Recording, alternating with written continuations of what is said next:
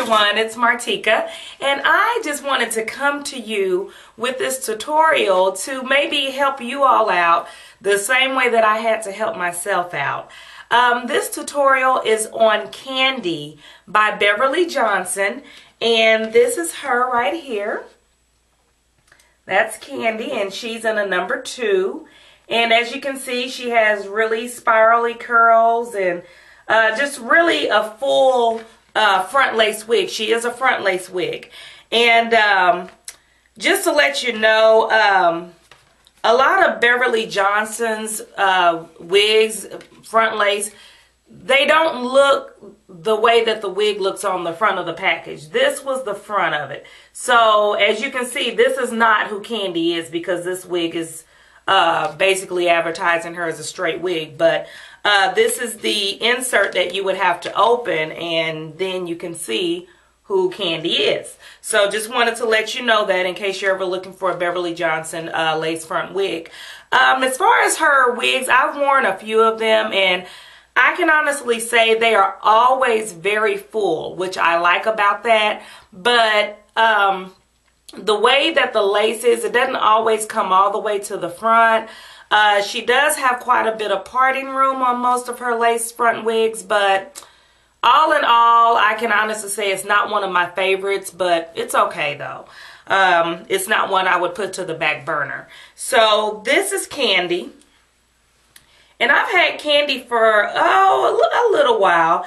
And as you can see, these are her curls. Now, what happened was, I have had to brush Candy out a little bit because the spiral curls that you saw in the picture, they were really pretty, but this is a synthetic wig, so they were a little bit artificial. So I had to kind of put of course, my trusty control wig on there and just kind of brush her out with my paddle brush, the same brush that I use all the time.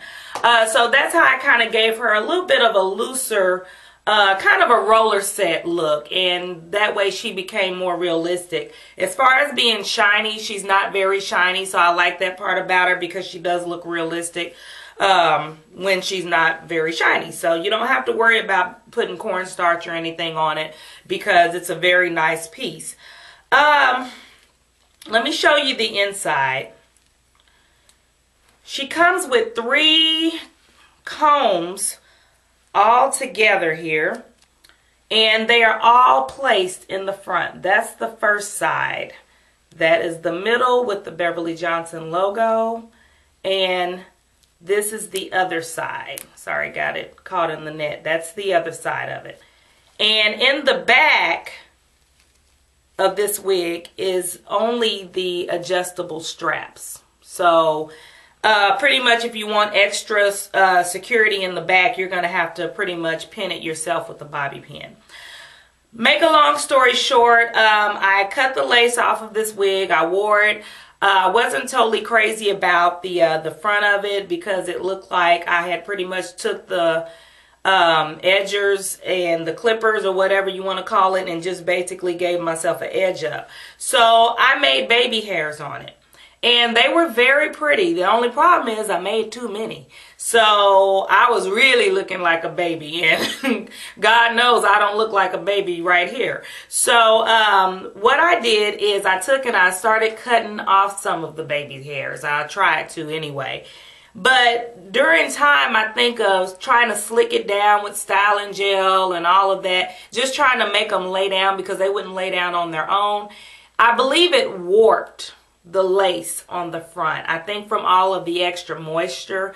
That's my guess on it because that had never happened to me before. So therefore, when I put it on, there was like a bubble right here that would never lie down. And I have really gotten away from gluing and taping my lace front wigs down because I don't care how much you try to protect it, you're always going to pull up something in here. So I've grown those missing hairs back out, and I'm not interested in trying to glue or tape it down anymore unless I just necessarily have to hold the sides down.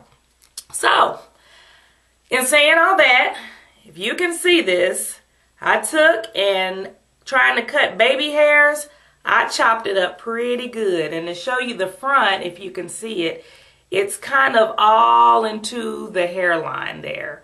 And I'm not crazy about that. I could have used stuff called No Fray, I believe it's called. But it was really no point in trying to save it that way. But at the same time, I looked at all these pretty curls and I was like, this wig cannot go to waste. So I came up with a plan. I said, I'm going to have to see if I can do something with this.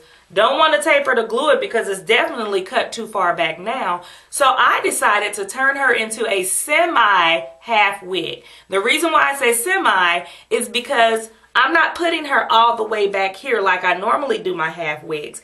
I am putting her a little bit closer to the front. So, as you can see, I've taken a little bit of hair out here. And I'm going to show you what I did. I took my trusty Chi irons that I've had a very long time. I think it's time for some new ones. And I just kind of gave myself just a little curl, not necessarily a full spiral curl because I don't need that. And I just kind of part and curl is what I'm trying to say. My tongue is so twisted this morning. I think it's because I haven't eaten. And just take a few sections. It don't have to be perfect. And I just, you know, just give it a little bend on the end. If it doesn't bend all the way, go back and do it again. And it's not a whole lot of hair, but it's a little bit more hair that I've taken out than what I would have if it was a normal half wig. So I needed a little bit extra there. I'm going to curl this one a little bit more. It's just a little bit flat. There we go. Okay, so those are my curls.